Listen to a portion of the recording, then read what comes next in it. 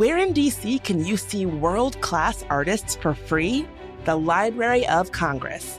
They have presented live music in one of the city's most iconic spaces for more than 100 years. Join them for more than 25 concerts and events, from classical music to jazz, Broadway, popular music, and more. Tickets are available now at loc.gov/concerts. See a show that's sold out? Don't sweat it. The library offers day of rush passes to all performances. See what's coming up at loc.gov/concerts. Hey, life can change in an instant. 1 minute, everything feels normal, and the next, someone else's mistake turns your world upside down. That's when you need a team you can count on. NACE Law Group has been standing up for DC families for decades, fighting for neighbors hurt by medical malpractice, wrongful deaths, and serious injuries. They don't just settle quickly or push papers. They dig in, fight hard, and make sure every client gets the justice they deserve. And here's something we love. They're a longtime supporter of CityCast because just like us, they care about this community and the people who call it home. So if you've been hurt or someone you care about has, pick up the phone. Call NACE Law Group. They'll stand with you, fight for your family, and make sure your rights are protected. Visit WashingtonDCInjuryLawyers.com. That's WashingtonDCInjuryLawyers.com. This is Your City Could Be Better, because it could be. I'm David Plotz. If you love your city and still complain about it, you're in the right place. Sean, one of the most heartwarming things I have seen coming out of the Twin Cities during this time of protest is the singing at protests, the singing on the streets. So what's the best song that you've heard? Stand By Me. Brass Solidarity did Stand By Me in the Target Center lobby on the Day of Truth and Freedom. And that was the most that the music has hit me during this time. Did people sing along to it? Absolutely. I don't think you're allowed to not sing along to that tune. They certainly got them going. That is so true. Okay, let's get into it. This is the first episode of Your City Could Be Better, because it could be. Every week, I'm going to talk to insiders from cities around the U.S. about something their city is doing incredibly well or surprisingly well or not at all well, so that you can learn from them. Mostly, I'm going to talk to hosts from CityCast Podcast, the network of daily local podcasts in 13 cities around the U.S., folks that know and love their city and understand their city more than anyone. So it was pretty obvious when we started thinking about Your City Could Be Better, where we should start and launch this podcast for this first episode. The community organizing in the Twin Cities in response to the federal immigration crackdown, the raids of Operation Metro Surge, it's been nothing short of incredible. It's astonishing. No matter how you might feel about the cause that this protest and this activism and this activity represents, you've got to respect what the anti-ICE organizers have done just as a matter of community organizing. So I am thrilled to be joined by CityCast Twin Cities host Sean McPherson. Hello, Sean. Hello, David. Who is going to tell me how the residents of the Twin Cities have self-organized so effectively and so safely and so joyfully, and how other cities could do the same. And after we've gotten through all the meaty stuff, we're going to have a Twin Cities versus Washington, D.C. face-off on local culture. So, Sean, start us off by telling briefly what the various forms of citizen-organized protest you've seen in the Twin Cities, or protest and monitoring and mutual aid, I should say, that you've seen in the Twin Cities recently. There's the tailing of ICE, and observing of ICE and being present when ICE is doing raids or present when ICE is traveling. As far as mutual aid, it's like getting groceries for people. That's something I've been involved in. You get a grocery list from a family that doesn't feel comfortable going to the store, and you deliver it. There's also rides for people who want rides to work. There's being a physical presence at a place ICE might not be at the moment, but could be soon. So maybe that's standing on nearby a school. That might just be standing nearby an immigrant-owned restaurant or a restaurant that's frequented by immigrants. And those are really the big things. So I think what really struck me about this as it happened is not that it happened, it's that it happened so quickly. That you guys went from being a city that was just like doing the usual thing, going ice fishing, et cetera, to suddenly a really significant percentage of the population of the city is engaged in these activities. And it seemed like it happened overnight. How did that develop? Like, what was required for that to happen so quickly? I believe some of the reason it felt like it happened overnight is because whatever semblance of normalcy we had, we weren't all the way normal post-2020. When George Floyd was murdered in Minneapolis, there was already networks then. Those networks became really strong during that summer, but they didn't totally leave. A lot of people were still on some of these Signal chats. Some of these people were also just used to putting that together. So there is a way to hop into action that wasn't a distant memory. It wasn't something your older sibling did. It was something that you did just a handful of years ago. And that network definitely involves new people and definitely involves new technologies, but it was within the Twin Cities skill set to call upon what was learned in 2020 and update it and make it appropriate for this moment in 2025 and 2026. Yeah. So let's talk specifically about how that happens. You already referenced Signal. How do people self-organize? What is the software? What is the equipment? Like, how is it that people actually know, okay, this is the family that I'm buying groceries for. This is the place where I'm going to stand on the street and look out for ICE potentially patrolling near my school. The three big ones technology-wise that I'm really aware of is Signal, which is an encrypted messaging format that is pretty familiar to a lot of people now, but it lets you communicate with someone without necessarily knowing their phone number and perhaps without having the amount of monitoring that might happen on a regular text message. There's also JotForm. Have you ever heard of JotForm, David? I have heard of it. I feel like that's like for getting snacks to the kids' soccer thing. Okay, yes, that is actually very accurate because JotForm is what you sign up for if you're part of the St. Paul Public Schools community and you can help. The first thing you do is fill out this JotForm. JotForms are really frequently being used to vet people to then join Signal groups. So you might be on this JotForm identifying how you're connected to this community, how you're connected to St. Paul Public Schools. Are you a parent? Are you an administrator? Are you just connected to the community in a way where you want to help?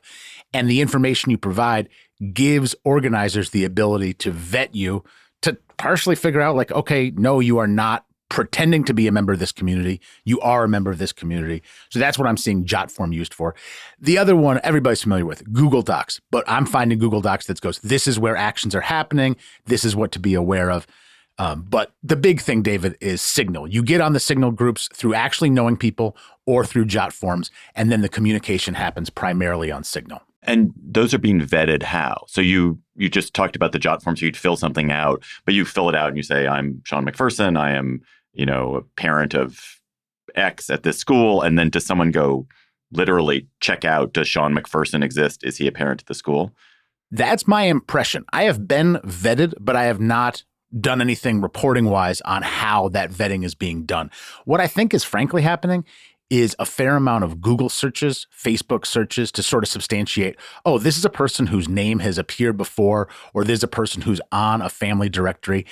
And one reason, vetting is important, David, because like there are people trying to infiltrate some of these groups, but this is not, they're not trying to substantiate hundreds of thousands of people. You are generally in Signal groups with sub 100 people. It's a small network. This is, okay. I'm not on like the Revolution Signal. I'm on like the St. Paul Signal, and I'm also on a couple grocery delivery signals, but none of these have hundreds of people on them. They all have, in my experience, max 100. But the only thing I want to share is that when I was able to start helping with groceries, they wanted to verify that I also wasn't trailing and observing ICE cars. Because, and this took me a minute to understand, but if I'm going to be going and delivering groceries to somebody's home, and that's somebody who doesn't feel comfortable leaving their home, you would hate for the car that's bringing those groceries to have a license plate that is already known as someone who is out tailing ICE. Just to be clear, the reasons I'm not tailing ICE is because that ain't for me. And one thing that's been wonderful about this moment is that you figure out what works for you, what is safe for you and for your family and for your schedule and for your job. Groceries works for me. I would not be able to do both. I was told, if you are doing this with your car, you cannot do that with your car. It is not safe for the families that you're trying to help. Right. I was thinking about this, and it seems to me like one of the reasons why this movement is so effective is that there are really varieties of ways you can join in different levels. You can join in different degrees of political engagement or political passion that makes you join. You might not want to protest for some reason. You might not even be opposed to immigration enforcement. You might be support immigration enforcement, but not believe that the way it's being carried out is something that you can support. And you want to make sure that children are educated and safe and that families continue to eat. So I feel like what's also really interesting about what you're doing is that it gives people a way to participate or ways to participate that matches with their level of political engagement, their level of interest, and the way that feels comfortable for them. It's not just a one size fits all. And it's also not one resource fits all. Or the other thing I want to add is that people can help in different ways based on what they're able to do. Some folks cannot scare up an extra $50 to send to mutual aid, but they can deliver a bunch of groceries that other people sent over. When I've been doing these grocery things, they've been like, oh, you can submit the receipt. And I'm going, I got it. If I can help out a family. I was going to ask. I'm not going to go, hey, it was $74 to get, fruits and vegetables. I am going to go, I can do this. My family agrees that this is a way that we can spend some of our money. That's not true for everybody. And what's really nice is there's no guilt. At least in the world I've been in, the people who aren't out there tailing ice are not treated as second-class protesters or second-class level people because they aren't doing perhaps the most dangerous work. You get in where you fit in, and there's so many different ways to fit in, and that has been really helpful. The other thing I'd add, David, is that you can get a lot done if nobody wants credit for it. And this is one of those moments where credit is dangerous. To say, this person helped put together the Signal chat, that person doesn't want to be on CityCast, right? We might like to have that person on CityCast Twin Cities, but they are more interested in the work going on. And so if suddenly nobody wants to see their names in bright lights celebrating what they're doing, it's a lot more efficient because people aren't arguing over credit. With the Signal chat, with that example in particular, I mean, I know maybe you're talking about a hypothetical Signal chat, not an actual one. Do people know who actually put it together? Do they know their real name, or do they just know, oh, this is code name Alfalfa, and you just check in with Alfalfa? Or do people know who Alfalfa is? There's code names that I am aware of. I don't know if they're like there's people who just have names where I don't think their mother or father gave them that name. Like I just go It sounds like more like Alfalfa than Patrick or than Seth. My name on my Signal is Sean. And there isn't that. Very clever. Very clever. Exactly. They never will never find you. Adam Serwork from The Atlantic came here for a week, and he was embedded with people where the whole time he was traveling, he didn't know their names. They were doing some very serious tailing of ice with some information about where they thought ice would be. I am not privy to those Signal chats, and I think on those Signal chats, there is much more desire for code names. I don't think they have to run as tight a ship for grocery delivery. Is there any way in which grocery delivery is afoul of the law? Can't imagine it is. No, and this is something I've thought about. I don't know that there is that much value to be found to infiltrate the Signal chats that I am privy to. There is not some level of technique or of organizing that were Border-Czar Tom Homan to be in on the chat would suddenly give him the keys to crack this thing. Right. I actually think that one of the big values of Signal is just it's clear that the people who are in the chat volunteer to think that this is the right thing to do. So nobody goes, this is dumb. Why are you delivering groceries? Nobody says, you leftist idiots. It just sort of, it more gives you a little circle of camaraderie and safety in those instances, like groceries. There's nothing proprietary or dangerous about what's happening, except we don't want folks' addresses and phone numbers. Those are shared with me individually, but you don't want that on there. That's the one, that's not illegal, but that's the one information that I don't think you'd want to share publicly.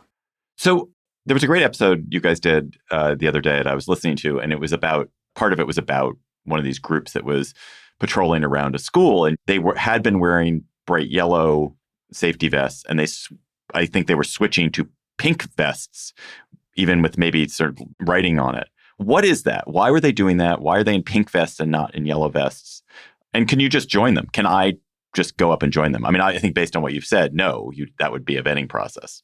Right. So this was about actually my alma mater, St. Paul Central High School, where they elected to switch to pink vests as opposed to kind of you can buy them at Home Depot, bright orange, bright yellow vests. And some of that was, I mean, there's a lot of really weird visuals about this entire thing, David. But you love saying the name of the person you're talking to. It's Sean. Yes, David. You really like it. It's this trick. I mean, I'm being sold. I'm not in danger of forgetting your name. You're my boss's boss's boss. But it's one of those things where I've always been trained that that's like how you create that intimacy where I go, no, listen, David, here's what's going on, David. My alma mater, David, St. Paul Central High, switched because The Minnesota National Guard is wearing green vests right now. So they first don't want to be confused with National Guard because they aren't going to be providing the services that the Minnesota National Guard is. It seems rather unlikely that one person standing outside of St. Paul Central would be confused with the Minnesota National Guard. But the other reason they wanted to go to pink is because they wanted something that was more difficult to obtain, because somebody had kind of walked up on one of these observers wearing a vest and immediately gave off the vibe as, I might be an ICE agent. And a lot of that has to do with starting off a conversation in a place that most parents wouldn't, where you wouldn't go up and go, hey, are we taking license numbers? And it's like, no, that's you go, how are you doing? What grade is your kid in? Or, something a little more conversational. And so the pink vests are to make it more difficult to pretend to be part of this group. And what I've heard and what I heard in the episode that you also listened to is that when folks come up and have some questions, you say, you got to go to this form. You got to go to this place to be vetted, because the idea of going, yeah, we're keeping this school safe. Oh, grab a vest. You can be involved. It is just, that's terrible. Like that. So they need some amount of verification.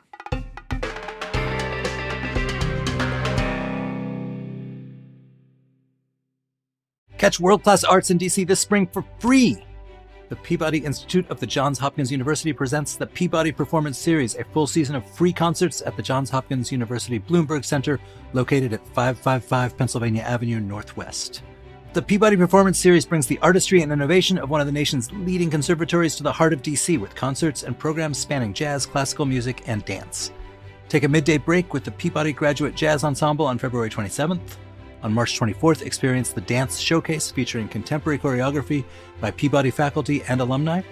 On April 10th, the first of the Slang Lecture Series examines spirituals as the cultural bedrock of the American sound, led by distinguished visiting faculty artist Darren Atwater. Hear the Baltimore Jazz Collective's original compositions, arrangements, and swinging improvisations on April 17th. On May 1st, pianist Stephen Spooner presents Aspects of Liszt. And on May 8th, the season concludes with a performance by the Peabody Jazz Ensemble. While all events are free, tickets are required for entry. Learn more and get your tickets at washingtondc.jhu.edu.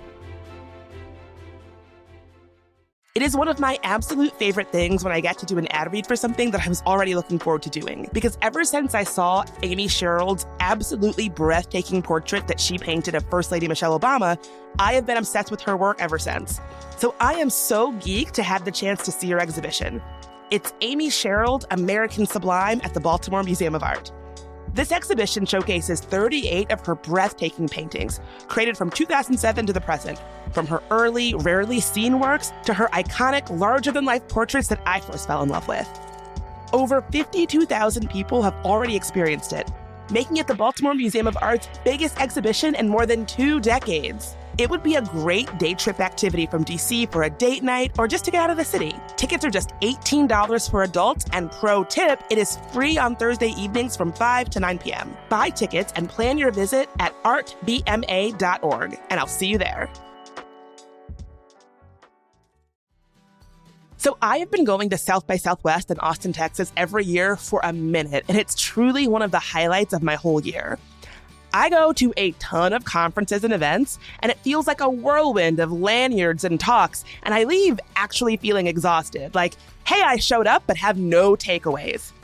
South by Southwest is different because I actually leave feeling nourished and energized for new ideas. Because South by Southwest is where the world's most creative, inspired, and eclectic minds gather to shape what's next. It's the ultimate gathering for the global creative community, where thought leaders, filmmakers, musicians, and other professionals across industries share the same space. And this year, I will actually be there talking about how we can make sense of this very particular moment we're all in media and culture. Innovation, film and TV, music and culture all collide when the 2026 South by Southwest conferences and festivals take over Austin, Texas, this March 12th through March 18th. For one eclectic week, the city becomes a playground for boundary-pushing ideas, world premieres, and live performances that turn into beneficial experiences. I once went to a secret pop-up concert of Solange Knowles at South by Southwest that genuinely changed my life. At South by, you can gain access to new ideas, people, and opportunities that do not happen anywhere else. So start planning your adventure in Austin and secure your badge now at sxsw.com/DC. Sean, are there any estimates, trustworthy, reliable estimates for how many people are taking part in the various forms of citizen action? I have not heard any estimates made about how many people are taking any part in this action. I made an estimate because I knew you were going to ask this. So can I share with you my estimate and how I arrived at it? I took the population of Minneapolis plus the population of St. Paul. So not the suburbs. Okay. 428,000 for Minneapolis, 310,000 for St. Paul. And I added that together. And then I think that maybe slightly less than 15% of people would be on one of these groups doing some amount of sharing, some amount of riding. And I thought, I think it's less than 15%. But I know that there's people in the suburbs who are deeply involved in this, who are effectively part of the Twin Cities Metro. But if you put them all in, you might get a faulty number. With that, I got just north of 100,000. So 15% of the population of these two cities, I got to 100,000. That's an amazing number if true. I guess my next question is, why would you say 15%? I mean, like what?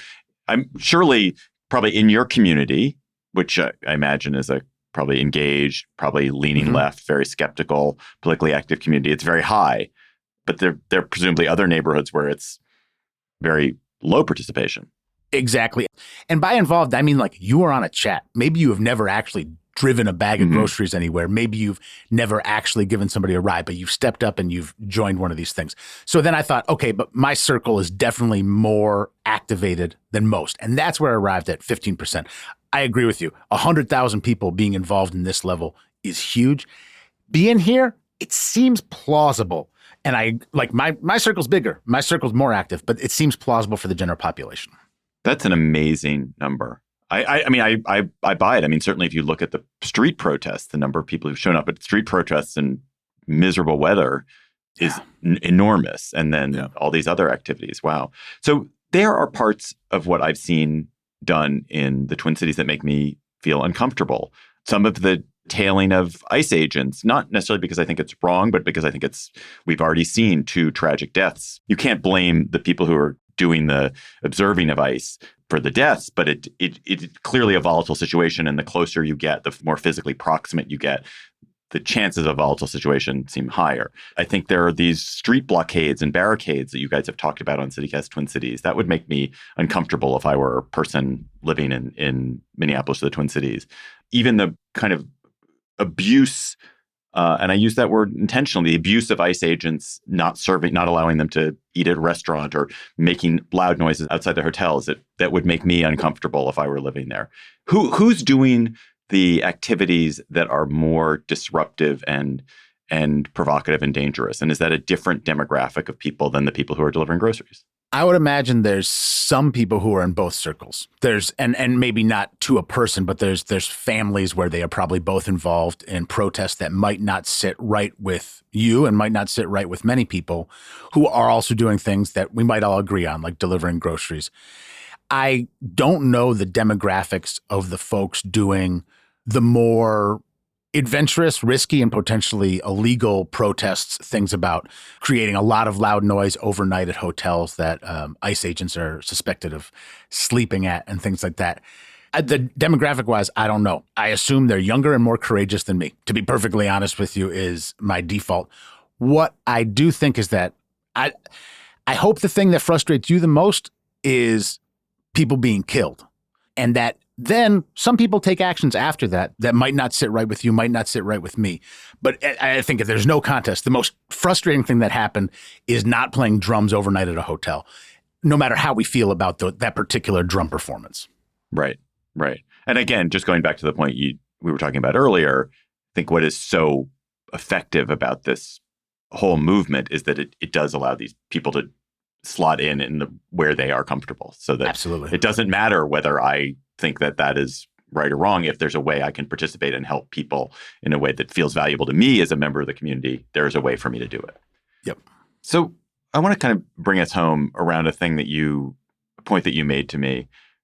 So what's also really striking about this protest is that despite the fact there have been killings, despite the fact that There are families that are suffering tremendously, immigrant families that are suffering tremendously in your city and others as well. There's a level of joy in this protest that I think is telling and inspirational. Where does it come from? Why does it exist? How is it maintained? I think there's a tactical value to joy because I think people come back for it. So you go and have a good time at a protest and you sing along to Stand By Me. And are you more likely to put on, 3 pairs of long johns the next time? I think to some extent, it just goes, if we have fun while we're here, we'll see more of you back. So there's a tactical value to it. There is also, it's steadying when everyone is singing, when a lot of people are singing, even if you aren't singing, it does truly create some feeling of unity that I think lasts longer than the event. And I do not believe that people want to be associated with evil things. Now, I want to be clear. I don't think immigration enforcement writ large is evil, period. Like that is not where I sit personally. What I will say is that when you see these videos of a 5-year-old being abducted in very cute 5-year-old clothes, you get to this point where you go, I don't want to be allied with the people doing that. And suddenly, if the other side is not only not doing that, but they're singing and there's art and there's these moments, I think as a human, you start to go, I don't feel good about what's happening over here. And I feel uniquely good about what's happening. So I think there's a tactical value. And I think there's just, let's appeal to people's humanity, which is to not do terrible things to 5-year-olds, but rather to sing songs and be in community. So what can listeners who don't live in the Twin Cities take away from this conversation, from the experience of the Twin Cities, that they can use to make their own city better? I believe that there's nothing stopping folks in any city from being on a Signal chat right now with their neighbors with no clearly articulated purpose. I was on a Signal chat about basketball. There's no problem with being on that technology and being with a group of people you're close to geographically and waiting for the purpose to show up. And there is a value to that, whether you ever have an emergency or not. That is an amazing insight. I am not on a Signal chat. I mean, I'm on a community listserv, but I like the idea of that as an action item. Hey, listeners, do that. Start setting up Signal chats. Yeah, and it doesn't have to be nearly as moderated and controlled as it might need to be in a crisis. But that also means you understand the technology. You know what noise your phone makes when you get a Signal message as opposed to a regular text message. So I think that's of value. And I think also trying to get as clear as possible information about how your mayor, your governor, your city council people, your aldermen, whatever it may be, will respond. Because when they announce how they will respond, that will force them to at least have something to honor. Because I think the Twin Cities, some of our leaders got caught back-footed, where even though we thought this was coming, they hadn't been out front about what they planned to do when it did come. And I'm hoping this doesn't exist in other cities. But if it does, I'm hoping future cities have their leaders, business leaders, city leaders, on the record to some extent about how they plan to respond.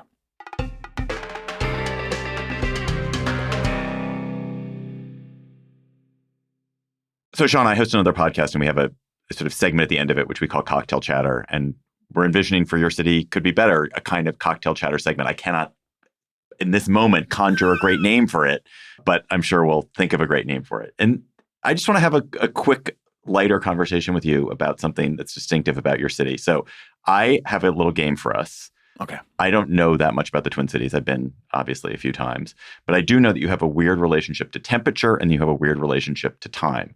So I would like us, I'm a Washingtonian, I live in Washington, D.C. I would like us to have a little face-off, Washingtonian versus Minnesota, about temperature and time. And I have 3 questions for us. You've seen what they are. I will ask you the first question. When someone says to you in February in your hometown, oh, it's warm out, what temperature is it? It is north of 25. Oh, it is 55 plus here in Washington. That's what it takes to say it's a warm day in Washington. Warm. Yeah. Today it's 48 in Washington, but because we've been in a super cold snap, that actually does feel warm. But I think in normal circumstances, it would take 55 for people to say it's warm. So 25. Okay. Yeah. Yeah. I mean, I buy that. Okay, when someone says, again in February, oh, it's really cold out, what temperature is it in the Twin Cities? 2 degrees or below. And does that account for wind? I thought about this the other day because I was walking my dog in what was 33-degree weather and I was freezing my ass off. And then my wife was like, oh, it was a terrible wind chill. And I think for someone to say it's very cold, wind chill plays a factor. But a lot of times when you're having those conversations, it is kind of a thermometer conversation. And if somebody goes, it's really cold out there and it's 10 degrees, a true Minnesotan will look askance at that no matter what the wind chill is. Because you're like, it's double digits. So it has to be single digits for the air temperature.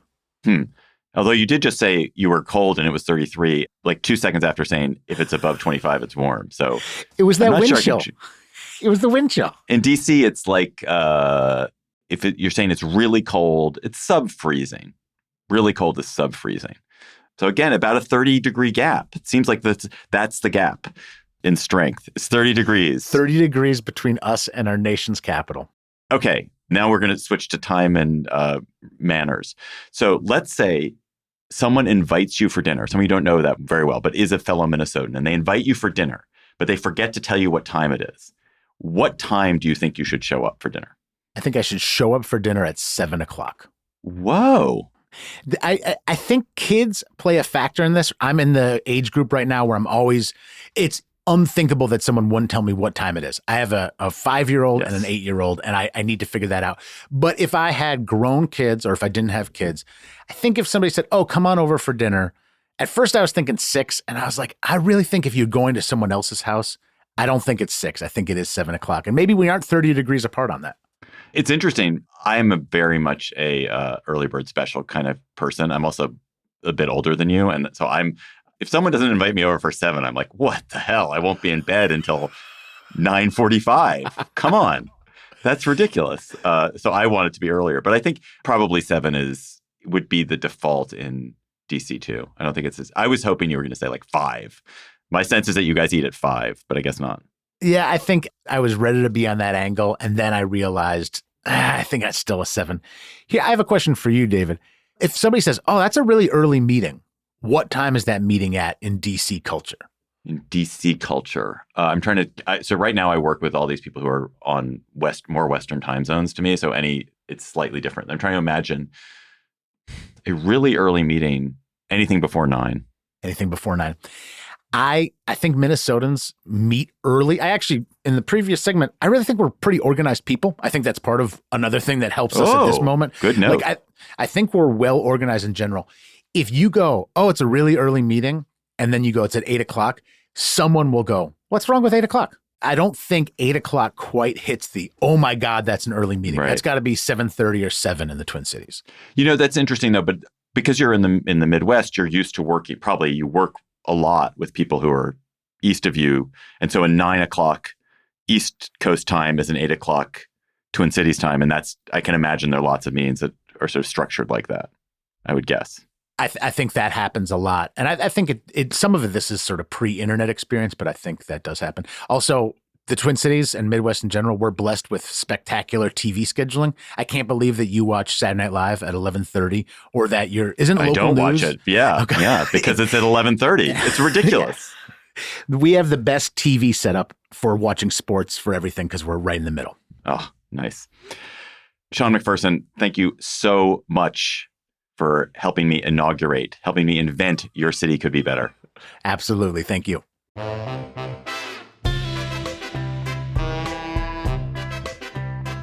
Thanks for listening to Your City Could Be Better. I'm your host, David Plotz. Our guest this week was Sean McPherson. Please listen to his amazing podcast, CityCast Twin Cities. Our producers were Lizzie Goldsmith, Priyanka Tilve, and Anna Weigel. Our music is by Carl Christensen. If you're enjoying the show, why not tell your friends? Come on, just tell your friends. You've got friends. Rate the show. Leave us a review wherever you get your podcasts. We will be back next week with another conversation about how your city could be better.